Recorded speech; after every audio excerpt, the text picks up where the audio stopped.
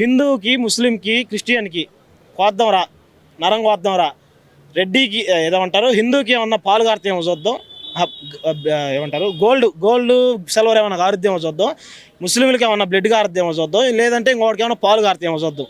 ముగ్గుల్లో ప్రవహించేది అదే రక్తం. రేపు నీకు బాగలేదు, నువ్వు హాస్పిటల్లో ఉన్నా, నీకు బ్లడ్ కావాలంటే ఇవ్వాల్సింది ఎవడో సాటి మనిషేనా కాదా?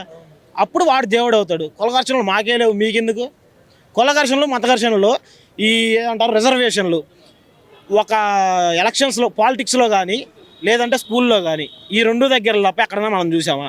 రీసెంట్గా పెట్టిన మీటింగుల్లో తప్ప ఎక్కడన్నా చూసామా? ఎక్కడా చూడాల. అక్కడ ఎందుకు తీసేయలేకపోతున్నారు? ఇప్పుడు అదే ఈ 100% స్ట్రైక్ రేటు కూటమి ప్రభుత్వంకే ఉంది, ఇంతకుముందు లేదనుకుందాం. ఇప్పుడు ఎవరైతే ఉన్నారో వైసీపీ జగన్మోహన్ రెడ్డి, అతను కూడా మీకు సపోర్ట్ ఇస్తేనే మీరు చట్టం చేయగలరు అమరావతి అని అనుకుందాం.